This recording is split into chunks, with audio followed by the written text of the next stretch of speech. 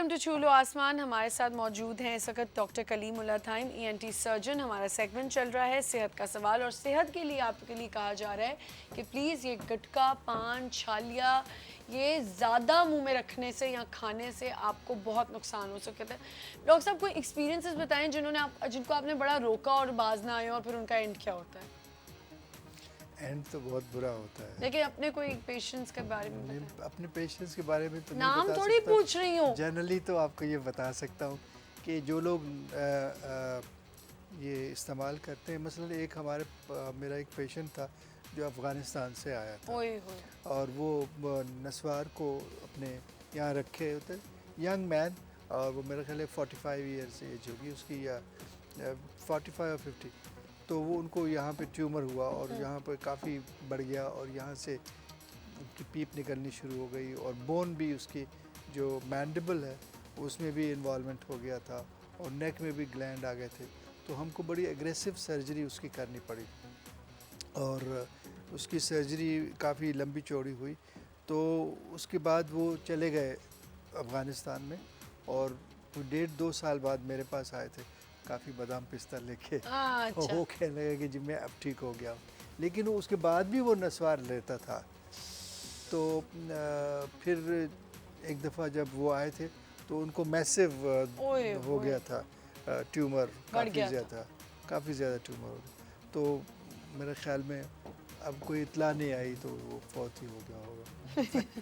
जाहिर है जब उनकी कोई इत्तला नहीं आई तो देखिए लोग बाज नहीं आते। डॉक्टर साहब, ये बात मैंने बहुत नोट की। आप अब हम यहाँ शो कर रहे हैं ना, कितने लोग इस वक्त छालिया चबा रहे हैं मुंह में, सब कुछ करें, लेकिन उनके समझ में नहीं आएगी ये बात, कभी समझ नहीं आएगी। कभी ये नहीं, अभी इतना दिल बर्दाश्ता भी नहीं होंगे कि छालिया पॉकेट से निकाल के डस्टबिन में फेंक दें। नहीं, देखिए मैं आपको बताऊं कि मेरे पास जो पेशेंट आए हैं उनमें से कई पेशेंट ऐसे हैं जिन्होंने सिगरेट उसी वक्त फेंक दिया।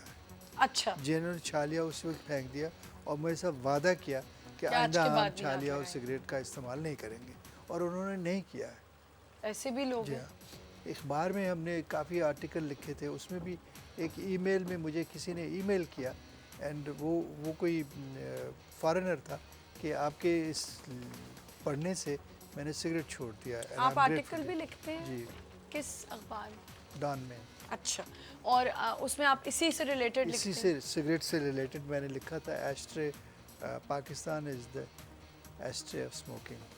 ओहो हो, वैसे इट इज़, हर कोई फेंक रहा है हम पे ऐश। तो मैं तो हर चीज़ कनेक्ट कर सकती हूँ। मुझे ये बताएं डॉक्टर साहब, एक चीज़ मुझे दोबारा पूछनी है, शायद वो रेपिटेशन हो जाए, लेकिन मुझे फिर भी पूछना है, क्या माउथ कैंसर ट्रैवल करके आपके गले तक जा सकता है? बिल्कुल जाता है। मैंने आपसे कहा ना कि गले में, नेक में नोड्स आ जाते हैं, ग्लैंड्स आ जाते हैं, दोनों तरफ ग्लैंड जाते हैं, नेक से एक्जिला में आ सकते हैं, चेस्ट में आ सकते हैं, और वो कैंसर बढ़ते बढ़ते आपको पूरी बॉडी को कैंसर कर सकता है। बिल्कुल कर सकता है। तो फिर डॉक्टर साहब ये कैसे रुकेगा? मुझे तो समझ नहीं आती, बैन क्यों नहीं होता? इंसान अपना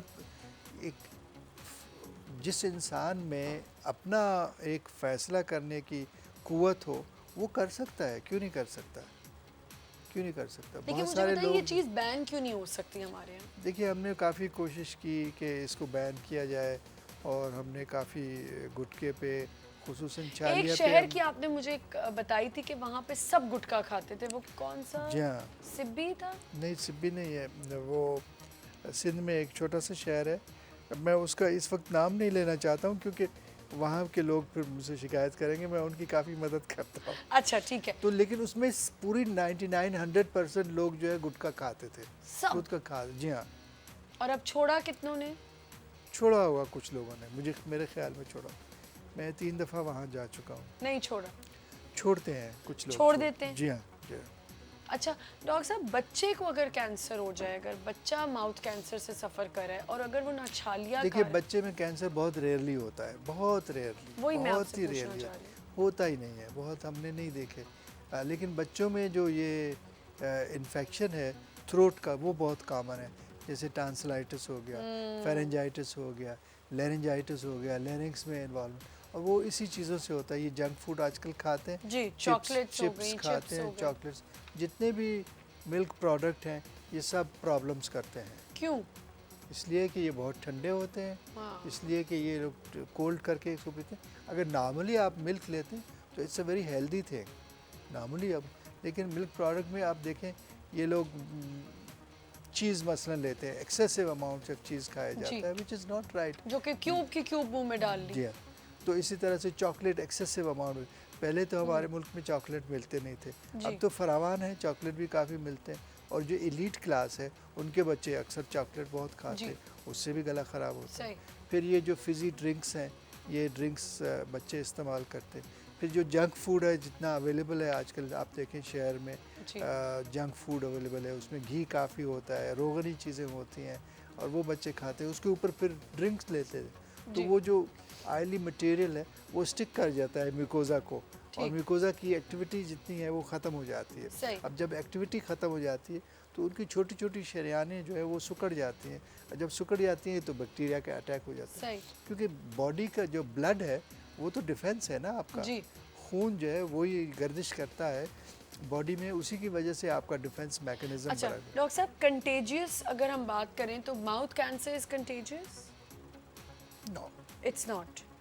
मतलब अगर मैंने कहीं सुना है कि आप हुक्का पी रहे हैं या शीशा पी रहे हैं आप, जी। अगर आप वही शीशा दूसरा बंदा भी पी रहा है और अगर उसको कोई प्रॉब्लम है तो इससे हो सकता है? नहीं, देखिए शीशा खुद से प्रॉब्लम है, वो तो है, लेकिन समझ तो नहीं आएगी ना लोगों को। कंटेजियस है माउथ कैंसर? देखिए किसी को कैंसर हुआ तो दूसरे को क्यों होगा, वो क्या मुंह माउथ कैंसर की सिर्फ बात मैं वही तो कह रहा हूँ कि अगर किसी के माउथ में कैंसर है तो वो दूसरे में क्यों ट्रेवल कर रहे हैं, करना नहीं चाहिए। वजह से, क्योंकि मैंने उस दिन ये बात सुनी है कि अगर आप अगर शीशा उनकी ऐसी कोई करें, चीज़ें इस्तेमाल कर रहे हैं जैसे आप कह रही है उसका कोई ओपन है, कैंसर को ओपन है, ब्लीड कर रहा है और उसने वो शीशे का इस्तेमाल किया, फिर तो लामहला दूसरे को भी हो सकता है। लेकिन कैंसर जो है वो अनलेस कोई जो इस किस्म का नहीं है कि वो ट्रैवल करेगा, हवा में नहीं ट्रैवल नहीं कर सकता। जी हाँ, ब्लड बॉर्न नहीं है, कोई ट्रैवल नहीं करेगा एक इंसान से दूसरे इंसान में, ऐसा नहीं है। अच्छा एक और चीज़, आपने अभी कीमो की बात की थी, तो माउथ कैंसर में भी कीमो की जरूरत? जी हाँ, कीमो कैंसर में हम लगाते हैं, कीमो तो जरूरी है। माउथ कैंसर के लिए भी जो भी है कैंसर ये देखिए कितनी ऐसी चीज़ें होती है कि आपको नहीं पता होती। अब मेरी नॉलेज में ये बात नहीं है कि माउथ कैंसर के लिए भी आपको कीमो की चाहिए। अच्छा डॉक्टर साहब, माउथ अल्सर कितने अरसे में ख़त्म हो जाता है अगर आप ट्रीटमेंट करा लें? देखिए आप इधर से उधर कर रही हैं, लेकिन कैंसर की मैं बात इसलिए हो कर रही रही हूँ है। कि मुझे सिर्फ ये कि माउथ की हम बात करें तो अगर हम कैंसर की अगर अल्सर बात जो कर है ना, चुके, अल्सर जो है ना बहुत सारी चीज़ों से होता है। मसलन एक आदमी गर्म चाय पीता है ना, मेरी उससे हो गया। हाँ। सुन तो लीजिए ना, गरम कोई चाय पीते हैं, गरम कोई चीज़ लेते हैं, जैसे मैंने आपसे कहा तुलसी लेते हैं, खटाई लेते हैं, अचार लेते हैं, मिर्चों का ज़्यादा इस्तेमाल, ये सब चीज़ें अल्सर का बायस बनती हैं, ठीक है ना। ये चीज़ें डिफरेंट हैं कैंसर से। मैं कैंसर से हट के बात कर रही हूँ, अमलगमेट कर रहे हैं ना आप सब चीज़ों को। अब अगर कैंसर के मैं सवाल नहीं है मेरे पास तो मैं आपसे अल्सर की तरफ आ रही हूँ ना आपके पास, कि अल्सर को कितना टाइम लगता है एक अल्सर को ट्रीट करने में? मुझे आप बोलने दे तो मैं आपको बताऊँ ना।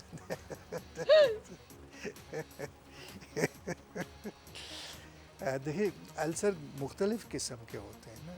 एक तो अल्सर ये वैसे मैंने आपका कहा कि एक मामूली अल्सर है जो कि किसी खटाई या तुलसी से आ गया है, तो उसको हम ट्रीट कर सकते हैं। उसको वो चीज़ें जिनसे ये अल्सर होता है उसको अवॉइड करना चाहिए। ठीक है जी। एक तो ये हुआ है कि जो avoid those things which cause the source of ulcers. दूसरा ये है हम उसको लोकली भी ट्रीट करते हैं। अल्सर अगर आया उसको लोग, बाज़ दफ़ा आयरन डेफिशिएंसी होती है उससे भी अल्सर हो जाते हैं, और खुसूसन लेडीज़ में आपने देखा होगा कि अल्सर एक दो चार किस्म की, जैसे ल्यूकोप्लेकिया हम कहते हैं, एरिथ्रोप्लेकिया हम कहते हैं, ये छोटे छोटे अल्सर्स हैं।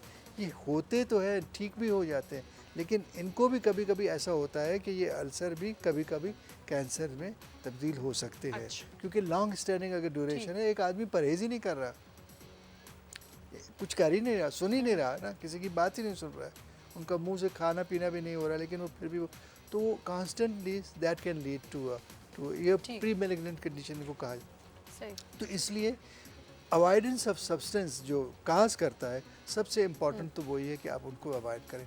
बाकी जो ट्रीटमेंट है उसमें हम वाइटामिन देते हैं, हम लोकल एप्लीकेशंस लगाते हैं, जो बहुत सारी किस्म की चीज़ें जेल्स आ गए हैं वो लगाते हैं, और बहुत सारे वाइटामिन है उसको देते हैं। और अगर इन्फेक्शन हो जाता है तो उसमें हम एक एंटीबायोटिक का कोर्स भी देते हैं, और अगर उसमें दर्द होता है तो हम उसको पेन रिलीविंग भी देते हैं। तो इस किस्म की चीज़ें हम देते रहते हैं उनको, और ये तलकीन भी करते हैं कि ऐसी चीज़ों से परहेज़ करें जो इनको अल्सर का बायस बनता है। अच्छा, और कैंसर्स के मुकाबले में माउथ कैंसर की अफोर्डेबिलिटी है आपकी कि हम आराम से एक आम बंदा जो एक नहीं अफोर्ड कर सकता तो उसके ट्रीटमेंट कितना महंगा है? जी, ये आपने बड़ा अच्छा सवाल पूछा, दिस इज़ वेरी पर्टिनेंट। और मैं आपको बताऊं कि कराची में ऐसे फिलैंथ्रोपिस्ट हैं जो बहुत सारी मदद करते हैं, आजकल बहुत मदद करते हैं। और अगर आपके तवज्जुद से मैं उनका हमेशा शुक्रगुजार रहा हूँ, और उनका शुक्रिया अदा करते हैं कि जो लोग ऐसे गरीबों की मदद करते हैं। मुश्किल है, आपने सही कहा है, कैंसर का ट्रीटमेंट महंगा है, मुश्किल है और लंबा है जी।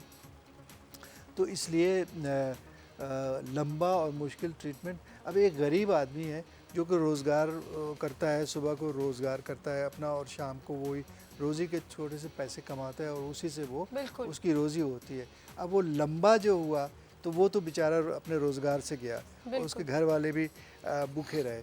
तो इसलिए अगर वो कहाँ से ट्रीटमेंट कराएगा अपना, तो ऐसे लोग हैं। अब जैसे बहुत सारे अदारे भी हैं, जैसे किरण है इसमें, और बहुत सारे ऐसे अदारे छोटे छोटे हैं जिसमें ट्रीटमेंट होता है, और लोग आके ख़ुद से पैसे दे जाते हैं और अपना नाम भी नहीं बताते कि ये आप ट्रीटमेंट करें उनको।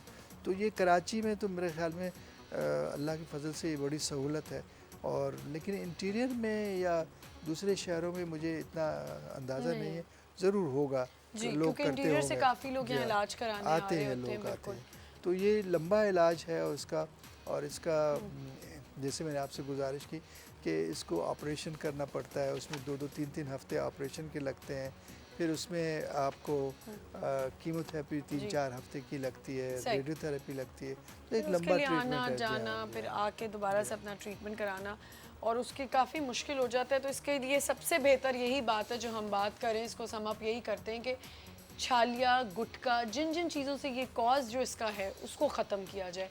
इंटीरियर में भी जितनी भी कैंपेन्स कर लें, डॉक्टर्स जाके बात कर लें, जब वो वापस आ जाते हैं तो वही चीज़ें दोबारा शुरू हो जाती हैं। तो कोशिश करें कि इस चीज़ को बिल्कुल सिरे से ख़त्म कर दें, क्योंकि जब आपको ये चीज़ होगी तो फिर वही बढ़ती जाएगी, वो कैंसर बढ़ता जाएगा। आप कितनी दफ़ा इंटीरियर से यहाँ आएंगे, सबको पता है इंटीरियर में इतने कोई बड़े हॉस्पिटल्स नहीं हैं, कोई इतने अच्छे डॉक्टर्स नहीं वहाँ बैठे हुए जो आपको ट्रीट कर सकें। तो इसका सबका जो जोड़ है वो यही है कि इस चीज़ को ख़त्म किया जाए। मैंने अपना मैसेज दे दिया, डॉक्टर साहब आप भी अपना मैसेज दे दें। जी, कोशिश ये की जाए कि जितना भी है बच्चों को भी तलकीन की जाए, बड़ों को भी, औरतों को, खुसूसन बूढ़ों को, बच्चों को, सबको छालिया से गुरेज करें, गुटखे से गुरेज करें। सिगरेट बीड़ी को बिल्कुल ही नुकसान है, सोर्स ऑफ कैंसर है, सिगरेट नहीं इस्तेमाल करें, नस्वार का इस्तेमाल नहीं करें। शीशा जो कि आजकल आ चुका है यंगर जनरेशन में, इसका इस्तेमाल नहीं करें। कौन कहता है शीशे से कैंसर नहीं होता है? सबसे ये सारी चीज़ों से कैंसर होता है। तो इन चीज़ों को अवॉइड करें, ठंडी चीज़ों से अवॉइड करें, कोल्ड ड्रिंक से अवॉइड करें। कोल्ड ड्रिंक का इतना ज़्यादा फरवानी से इस्तेमाल नहीं करें। बच्चों को ये तलकीन की जाए कि ये जो जंक फूड है इसका इस्तेमाल नहीं किया, चॉकलेट का इस्तेमाल कम किया जाए। तो ये सब चीज़ें हैं, इनका इस्तेमाल कम करना चाहिए, या और जो कैंसर का बायस बनती है उनको तो बिल्कुल इस्तेमाल नहीं करनी चाहिए। डॉक्टर साहब आप तो खैर डॉक्टर हैं, इसलिए मैं आपसे ही पूछूंगी कि कभी आपने इन चीज़ों से परहेज़ किया? चॉकलेट? मैंने चॉकलेट बिल्कुल ही कम खाया। कभी नहीं खाया? खाया बहुत कम। बहुत कम? जी। छालिया कभी टेस्ट? कभी मैंने कभी आज तक पान को हाथ नहीं लगाया। छालिया को? पूरी ज़िंदगी में मैंने कभी पान नहीं खाया, ना छालिया खाया। अच्छा। कभी नहीं खाया। जंक? कभी नहीं खाया।